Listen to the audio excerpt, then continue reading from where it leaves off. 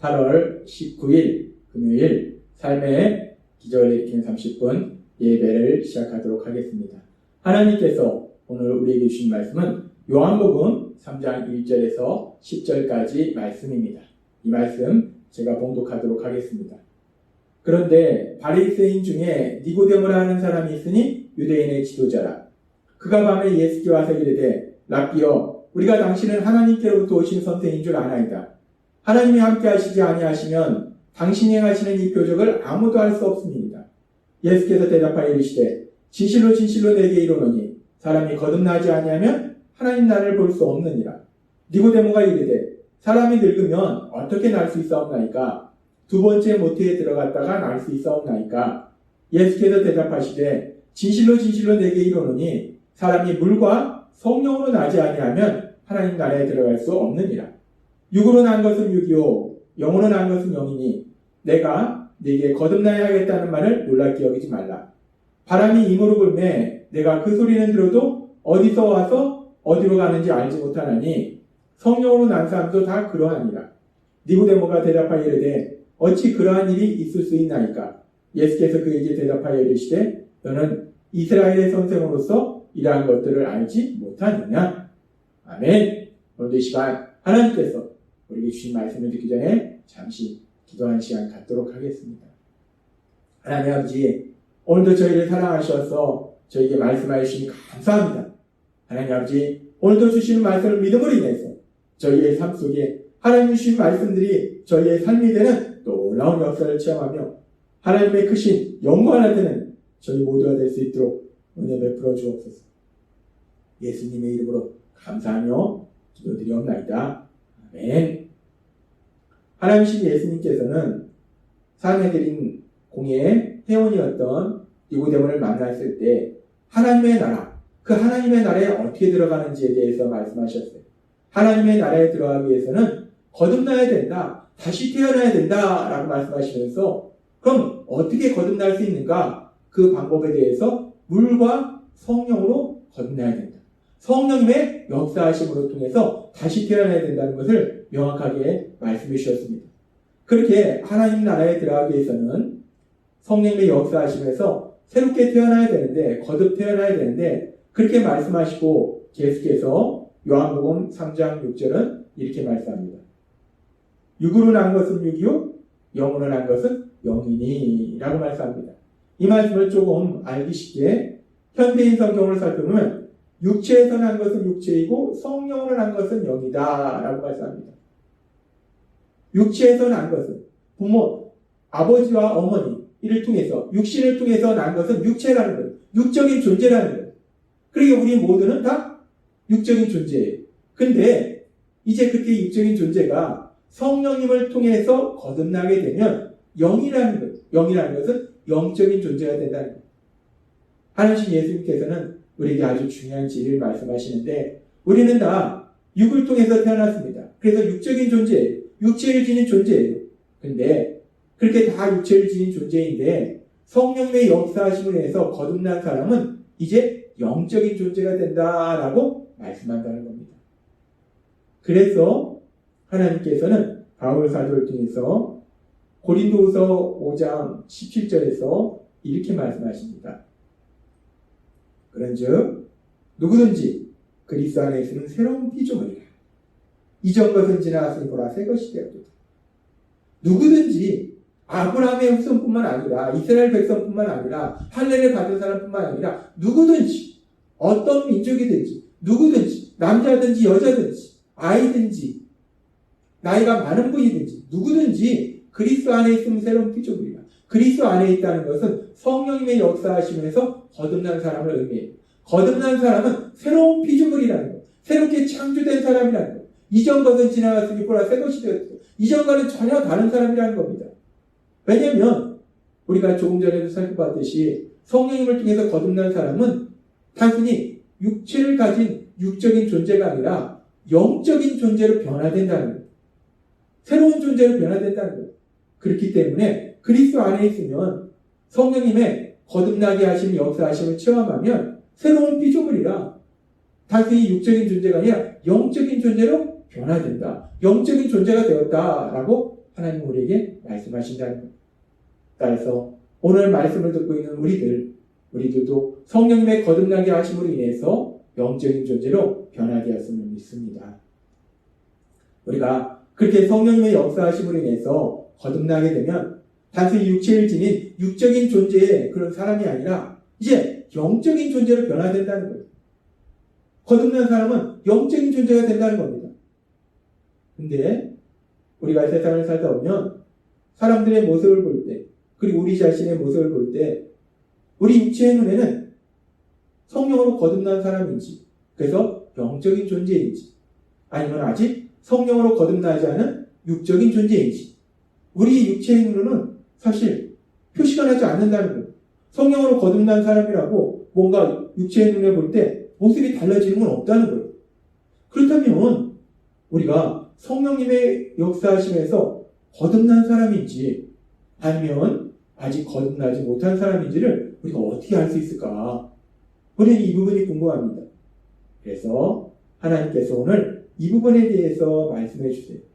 우리가 성령님의 역사하심에 의해서 거듭난 사람인가? 아니면 아직도 거듭나지 못한 사람인가? 그것을 어떻게 알 수 있는가?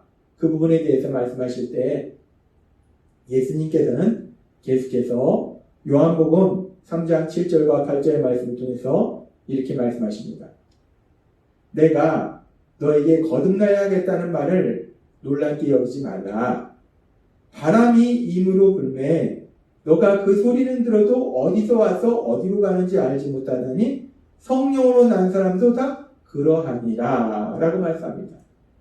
예수님께서는 성령으로 거듭난 사람에 대해서 성령으로 거듭난 사람을 우리가 어떻게 알 수 있는가를 말씀하실 때 바람을 통해서, 바람의 비유를 통해서 말씀하십니다. 세상에 바람이 붑니다. 근데 그 바람이 부는데 그 바람은 우리 눈에 보이지 않는다는 거예요. 또한 그 바람이 어디서 생겼는지도 우리는 알지 못합니다. 어떻게 생기는지도 알지 못해요. 근데 바람은 분명히 분다는 거예요. 그리고 우리가 바람이 부는 것을 느낄 수 있고 알 수 있어요. 바람은 눈에 보이지 않는데, 바람은 우리 육체의 눈에 보이지 않는데 우리가 어떻게 바람이 부는 것을 알 수 있는가? 바람이 불면 바람이 부는 거에 따른 현상이 있다는 거예요.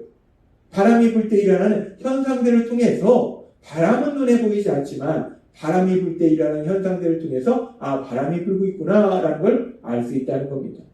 바람이 불면 나뭇가지가 흔들리잖아요. 그렇게 우리가 보이는 현상을 통해서 바람이 부는 것을 알 수 있다는 겁니다. 마찬가지로 성령님의 역사하심에 의해서 거듭남의 역사가 일어나는데 우리 눈에 성령님이 보이지 않습니다. 따라서 성령님의 거듭나게 하신 역사하심을 우리 눈으로 볼 수는 없어요. 그런데 그렇게 성령님의 거듭나게 하신 역사하심이 있으면 눈에 보이는 분명한 현상들이 있다는 거예요. 변화들이 있다는 거예요. 삶의 변화가 있다는 거예요. 그 삶의 변화를 통해서 성령님의 역사하심에서 거듭난 사람이구나 라는 걸 알 수 있다는 거예요. 그렇습니다. 성령님의 역사하심에서 거듭난 사람인지 아니면 거듭나지 않은 사람인지 우리 육체의 눈에는 보이지 않아요. 그런데 그 사람의 삶의 변화, 나타나는 현상, 거듭난 사람의 나타나는 현상, 그 삶의 변화를 통해서 우리는 거듭났는지 거듭나지 않았는지 분명히 알 수 있다는 거예요. 그러면 이제 좀 더 깊이 들어가서 그러면 성령님의 거듭나게 하신 역사하심에 의해서 거듭난 사람은 뭐가 변화된 것일까? 어떤 부분이 다를까? 거듭나지 않은 사람과 거듭난 사람은 뭐가 차이가 있는가? 어떤 부분이 변화된 건가? 그 부분을 조금 더 자세히 살펴보면 성령님의 역사하심에 의해서 거듭난 사람은 예수님을 구주와 주님으로 믿는 사람이에요. 예수님이 나의 구주이심을 믿는 사람이에요. 근데 예수님이 나의 구주이심을 믿는다는 것은 내가 죄인임을 인정하는 것이고 그래서 죄를 지은 나를 대신해서 예수님께서 십자가에서 죽임당하셨음을 믿는 거예요. 성령님의 거듭나게 하시는 역사하심을 체험한 사람은 거듭나는 사람은 결국 자신이 죄인임을 인정하는 사람이라는 거예요. 자신이 죄를 지었음을 인정하는 사람이라는 거예요. 그렇습니다. 거듭난 사람과 거듭나지 않은 사람의 차이가 여러 가지가 있을 수 있지만 그 중에 아주 중요한 차이는 무엇인가? 거듭난 사람의 삶의 변화 중에 아주 중요한 것은 무엇인가? 그것은 바로 자신이 죄인임을 인정하느냐, 인정하지 않느냐, 이것이 아주 중요한 변화라는 것. 그렇게 자신이 죄인임을 인정하고 또한 자신이 예수님을 믿음에도 불구하고 연약해서 여전히 때로는 죄를 지을 수 있음을 인정하는 것.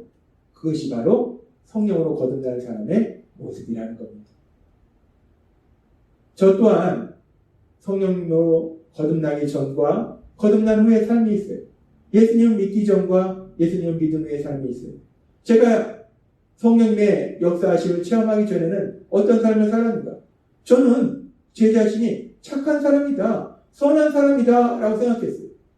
어릴 때부터 부모님의 말씀을 잘 들었고 학교 다닐 때 선생님들의 말씀도 잘 들었고 또 제가 맡은 일도 성실하게 감당했고 다른 사람을 배려했고 그렇기 때문에 저는 당연히 나는 착한 사람이다 라고 생각하고 살았다는 거예요. 나는 죄가 없다고 생각하고 살았다는 겁니다. 그런데 그런 죄가 성령님의 역사하심에 의해서 거듭남의 역사를 체험할 때 그래서 예수님을 구주와 주님을 믿을 때 깨달았다는 거예요. 아, 내가 죄인이구나.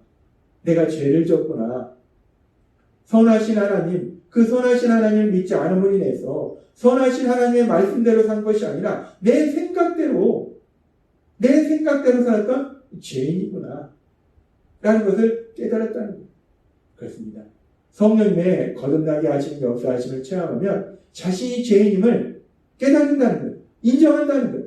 뿐만 아니라 예수님을 믿은 이후에도 정말 하나님의 말씀대로 살고 싶지만 그러려고 노력하지만 그럼에도 불구하고 연약해서 때로는 죄를 지을 수 있는 존재라는 것을 인정한다는 거예요. 그렇습니다. 사람이 거듭났는지 거듭나지 않았는지 거듭났다고 사람이 뭔가 외형이 달라지는 건 없다는 거예요. 그런데 그 사람의 삶의 변화를 통해서 거듭난 사람인지 거듭나지 않은 사람인지를 분명하게 알 수 있다는 거예요.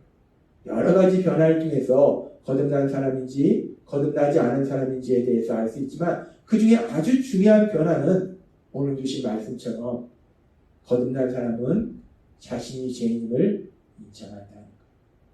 또한 자신이 예수님을 믿음에도 여전히 연약해서 여전히 죄를 지을 수 있음을 인정한다는 거예요.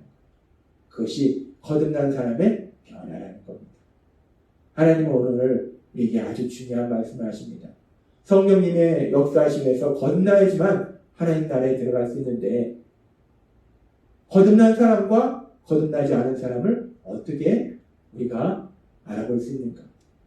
거듭난 사람은 자신을 죄인으로 인정하는 그런 변화가 그 사람의 삶 속에 일어난다는 겁니다.